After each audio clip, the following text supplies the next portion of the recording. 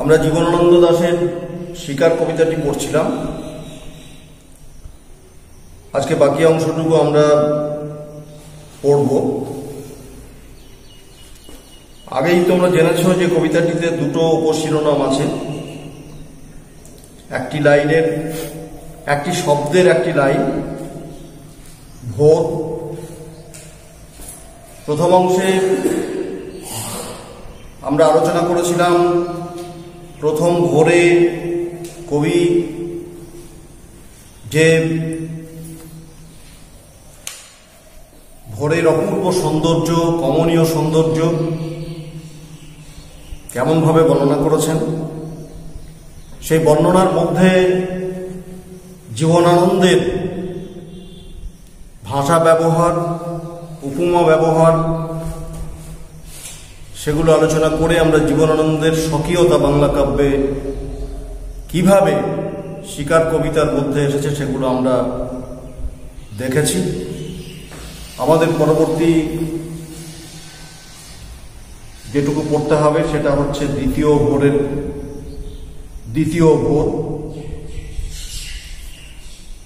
শুধু ভোরের প্রাকৃতিক সৌন্দর্য বর্ণনায় কবির অভিপ্রেত লক্ষ্য নয়। কবিতাটির নাম থেকেই বোঝা যাচ্ছে যে শিকার ভোরের প্রেক্ষাপটে একটি শিকার। আমি কবিতাটি পড়ছি। দ্বিতীয় ভোর। সারা রাত চিতাবাঘিনীর হাত থেকে নিজেকে বাঁচিয়ে বাঁচিয়ে নক্ষত্রহীন মেহগনির মতো অন্ধকারে সুন্দরীর বন থেকে অর্জুনের বনে ঘুরে ঘুরে সুন্দর বাদামি হরিণ এই ভোরের জন্য অপেক্ষা করছিল। এসেছে সে ভোরের আলোয় নেমে কচি বাতাবি লেবুর মতো সবুজ সুগন্ধি ঘাস ছিঁড়ে ছিঁড়ে খাচ্ছে। নদীর তীক্ষ্ণ শীতল ঢেউয়ে এসে নামল। ঘুমহীন ক্লান্ত বিহবল শরীরটাকে স্রোতের মতো একটা আবেশ দেওয়ার জন্য। অন্ধকারের কুঞ্চিত জরায়ু ছিঁড়ে ভোরের রৌদ্রের মতো একটা বিস্তীর্ণ উল্লাস পাবার জন্য এই নীল আকাশের নিচে সূর্যের সোনার বর্ষার মতো জেগে উঠে সাহসে, সাধে, সৌন্দর্যে হরিণীর পর হরিণীকে চমক লাগিয়ে দেবার জন্য।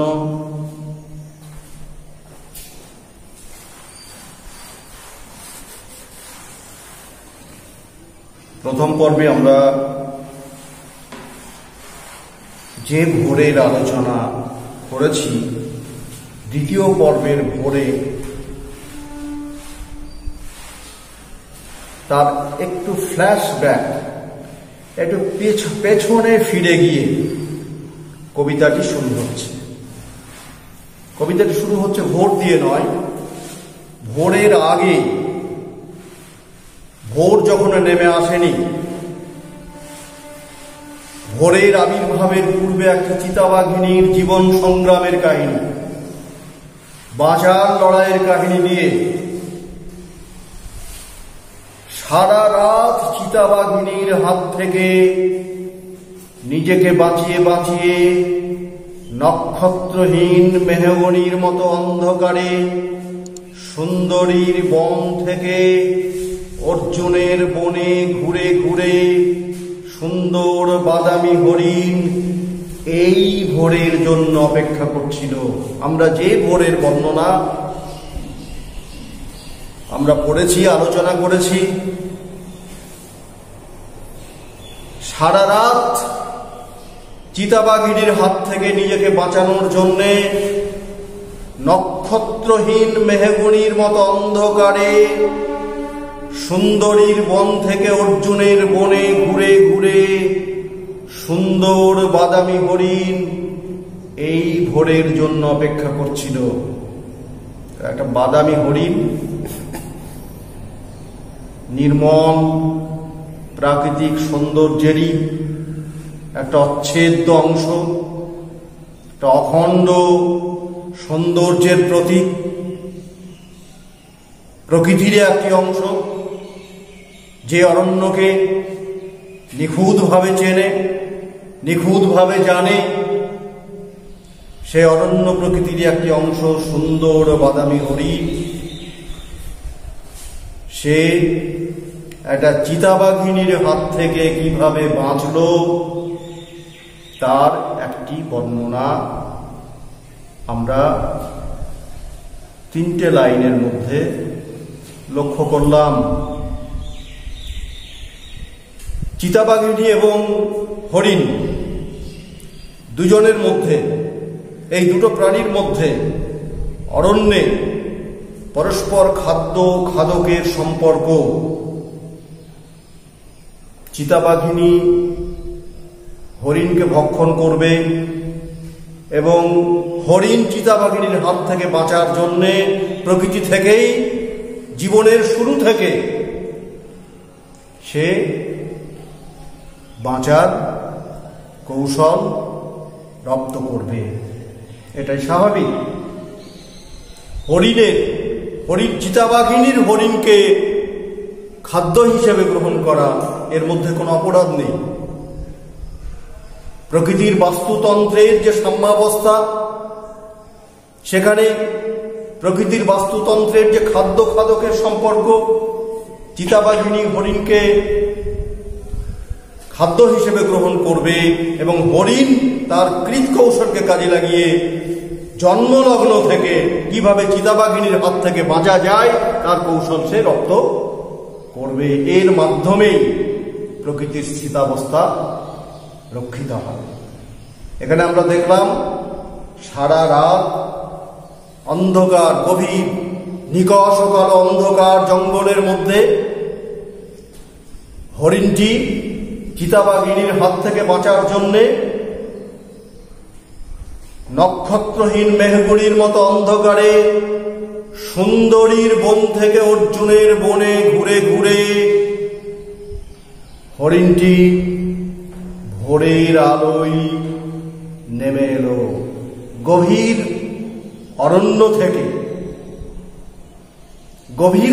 থেকে অপেক্ষাকৃত একটু হালকা অরণ্য, যেখানে আমরা দেখেছিলাম নোনা এবং পেয়ারার গাছ, যে প্রথম ভোরের বর্ণনায় যে নোনা এবং পেয়ারার গাছের কথা ছিল। আর হরিণটি চিতাবাঘিনীর হাত থেকে বাঁচার জন্য রাতের অন্ধকারে তাকে লুকোচুরি খেলতে হয়েছিল, বাঁচার লড়াইয়ে তাকে সামিল হতে হয়েছিল। গভীর নিশ্ছিদ্র অন্ধকার অরণ্যে সুন্দরীর বন থেকে অর্জুনের বনে ঘুরে ঘুরে। এখানে মেহগনি শব্দটি আছে। মেহগনি একটি বৃক্ষের নাম, কিন্তু মেহগনির জঙ্গলে নয়। মেহগনি গাছ তোমরা জানো, মেহগনি খুব পাতাবহুল, ঘন পত্রবহুল একটি গাছ, ঝাঁকড়া গাছ। মেহগনি গাছ যেখানে থাকে সেখানে সূর্যের আলো এসে পৌঁছয় না, ছায়াচ্ছন্ন হয়ে যায়। গভীর অরণ্যে সুন্দরী বন থেকে অর্জুনের বনে ঘুরে ঘুরে হরিণটি চিতাবাঘিনীর হাত থেকে নিজেকে বাঁচিয়েছিল। সেই অরণ্যের যে অন্ধকার, সে অন্ধকারকে কবি বর্ণনা করলেন, উপমিত করলেন নক্ষত্রহীন মেহগনির মতো অন্ধকার। এখানে জঙ্গলে মেহগনির গাছের কথা বলা হয়নি। মেহগনির শব্দটিকে মেহগনির মতো অন্ধকার, নক্ষত্রহীন মেহগনির মতো অন্ধকারে সুন্দরীর বন থেকে অর্জুনের বনে ঘুরে ঘুরে সুন্দর বাদামি হরিণ এই ভোরের জন্য অপেক্ষা করছিল। যে ভোরের আলো অন্ধকার বিদীর্ণ করে ভোরের আলো উদ্ভাসিত হয়ে উঠছে। যে ভোরের আলো বর্ণনা করার জন্য কবি বলেছেন, সকালের আলোয় টলমল শিশিরে চারিদিকের বন ও আকাশ ময়ূরের সবুজ নীল ডানার মতো ঝিলমিল করছে। গোটা প্রকৃতি, অরণ্য প্রকৃতি আলোয় ঝিলমিল করছে, ময়ূরের ডানার মতো ঝিলমিল করছে। নক্ষত্রহীন মেহগনির মতো গাঢ় অন্ধকারের মধ্যে চিতাবাঘিনীর হাত থেকে বাঁচার জন্যে হরিণটি শেষ পর্যন্ত সেই আলো ঝলমলে অরণ্য প্রকৃতির মধ্যে বেরিয়ে এলো। মৃত্যুর অন্ধকার গহ্বর থেকে সে যেন বেঁচে ফিরল। সুন্দর বাদামি হরিণ এই ভোরের জন্য অপেক্ষা করছিল, যে ভোরের বর্ণনা আমরা প্রথম পর্বে পড়েছি, চমৎকৃত হয়েছি কবি জীবনানন্দের কাব্যিক বর্ণনায়। সুন্দর বাদামি হরিণটি যেন সেই ভোরের জন্য অপেক্ষা করছিল। গভীর জঙ্গল থেকে চিতাবাঘিনীর হাত থেকে বেঁচে হরিণটি অপেক্ষাকৃত কম ঘন জঙ্গলে হরিণটি পালিয়ে বাঁচল।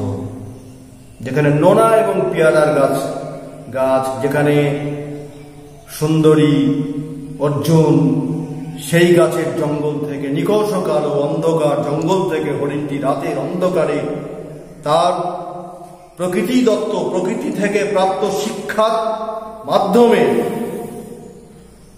বেঁচে থাকার কৌশল সে যে জন্মলগ্ন থেকে শিখেছিল, সেই কৌশলকে কাজে লাগিয়ে, সেই পরাক্রমকে কাজে লাগিয়ে হরিণটি চিতাবাঘিনীর হাত থেকে বেঁচে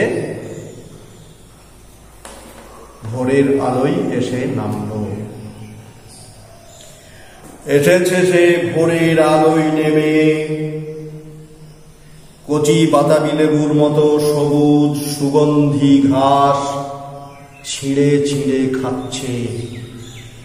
নদীর তীক্ষ্ণ শীতল ঢেউয়ে সে নামল। ঘুমহীন ক্লান্ত বিহবল শরীরটাকে স্রোতের মতো একটা আবেশ দেওয়ার জন্য ভোরের আলোয় নেমে জীবন যুদ্ধে জয়ী হরিণটি ভোরের আলোয় নেমে ক্ষুন্নিবৃত্তির জন্যে সারা রাত সে বাঁচার জন্যে ছুটেছে। তখন তার খাদ্যের কথা মনে হয়নি, হওয়া সম্ভব না।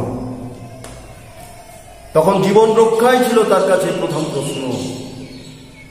বেঁচে যাওয়ার পরে সে যখন ভোরের আলোয় নামল, তখন সে কচি বাতাবি লেবুর মতো সবুজ সুগন্ধি ঘাস ছিঁড়ে ছিঁড়ে খেতে শুরু করল।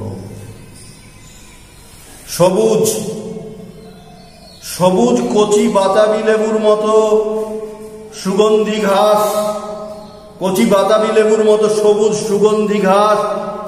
এই সবুজ শব্দটি যেন এখানে প্রাণোল্লাসের প্রতীক, বাঁচার প্রতীক, জীবনের উল্লাসের প্রতীক। সবুজ সুগন্ধি ঘাস, কচি বাতাবি লেবুর মতো সবুজ সুগন্ধি ঘাস সে ছিঁড়ে ছিঁড়ে খাচ্ছে। নদীর তীক্ষ্ণ শীতল ঢেউয়ে সে নামল। সারা রাতের ক্লান্তি ধুয়ে ফেলার জন্যে ক্লান্ত জীবন যুদ্ধে জয়ী হরিণটি নদীর তীক্ষ্ণ শীতল ঢেউয়ে নামল। তীক্ষ্ণ শব্দটি দিয়ে বোঝানো হচ্ছে যে নদীটি খরস্রোতা শীতল জলে সে নামল। সারা রাত ঘুমোয়নি, সারা রাতে তার যে ক্লান্তি সেটা ধুয়ে ফেলার জন্যে নদীর তীক্ষ্ণ শীতল ঢেউয়ে নেমে স্রোতে গা এলিয়ে দিল।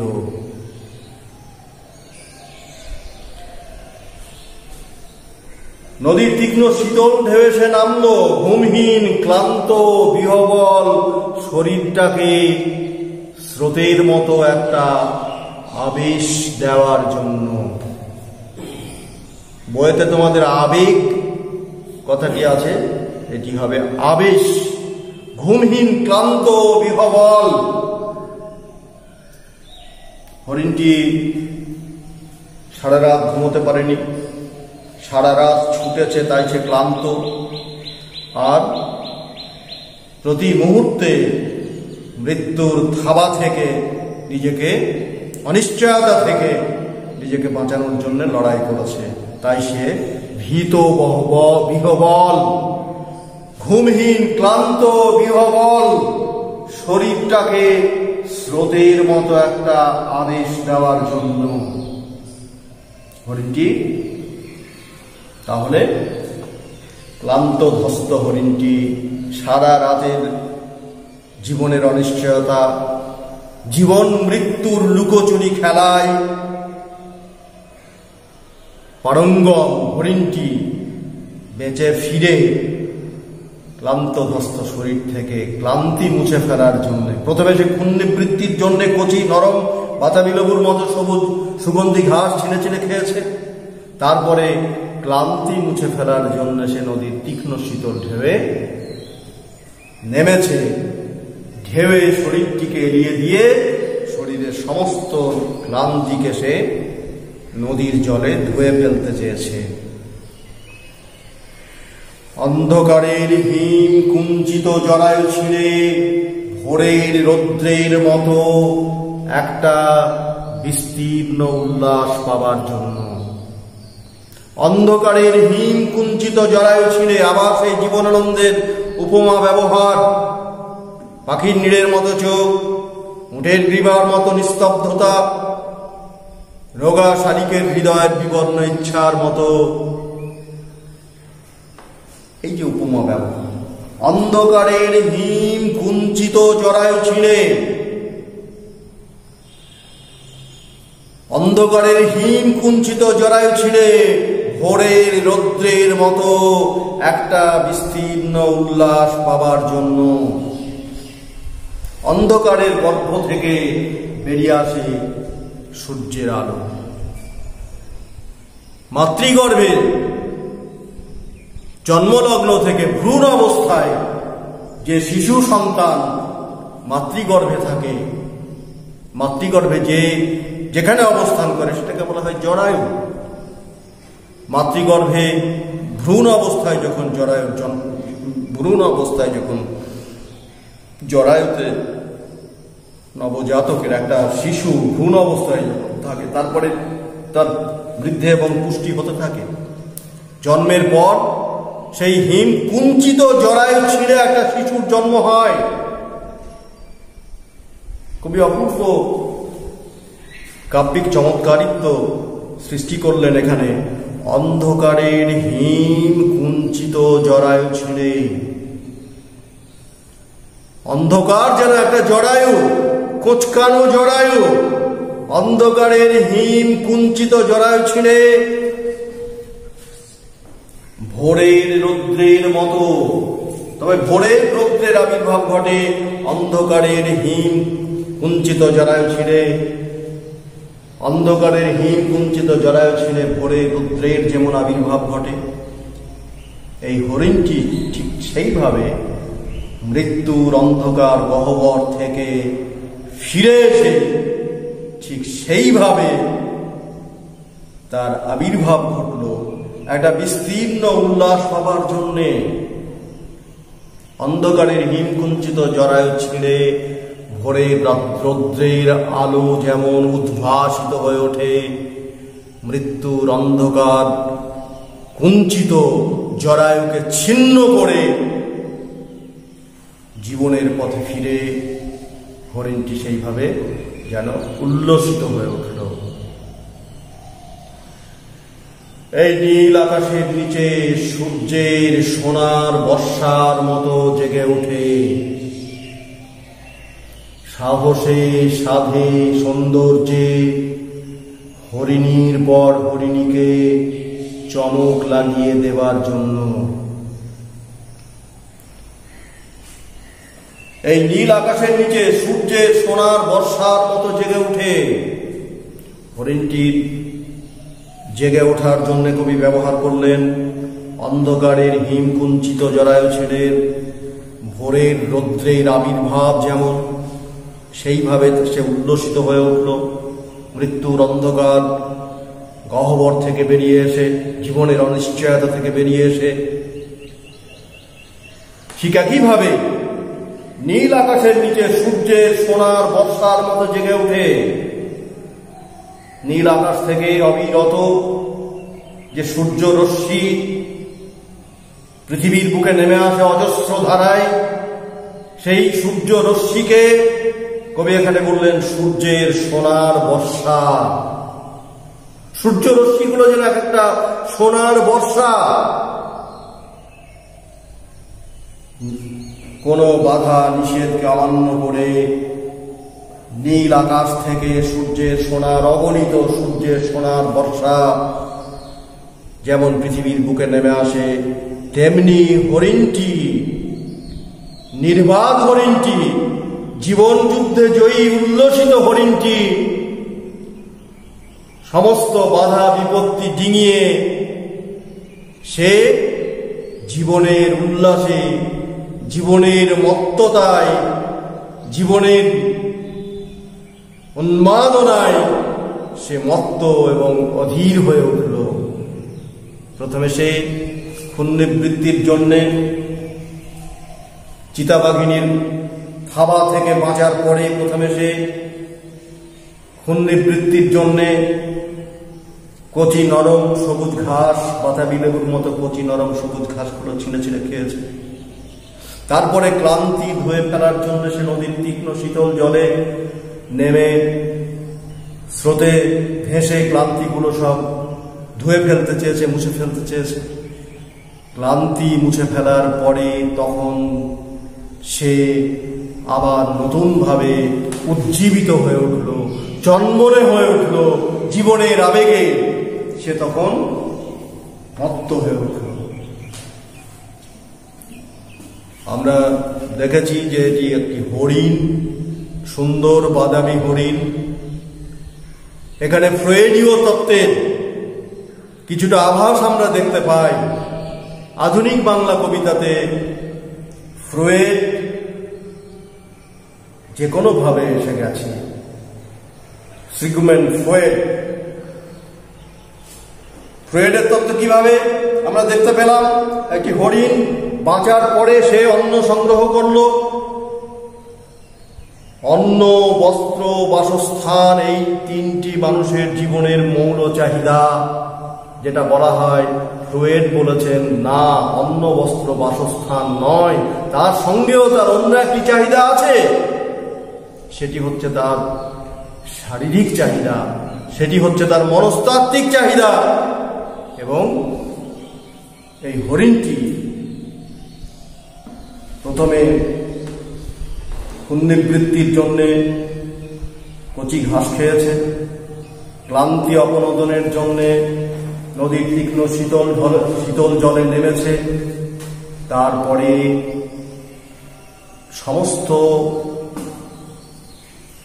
দুঃসময় কেটে যাওয়ার পরে পর মুহূর্তে হরিণটি তার বিপরীত লিঙ্গের হরিণীদেরকে আকর্ষণ করবার জন্যে সে সাহসে, সাধে, সৌন্দর্যে হরিণীর পর হরিণীকে চমক লাগিয়ে দেওয়ার জন্যে উল্লসিত হয়ে উঠেছে, মত্ত হয়ে উঠেছে।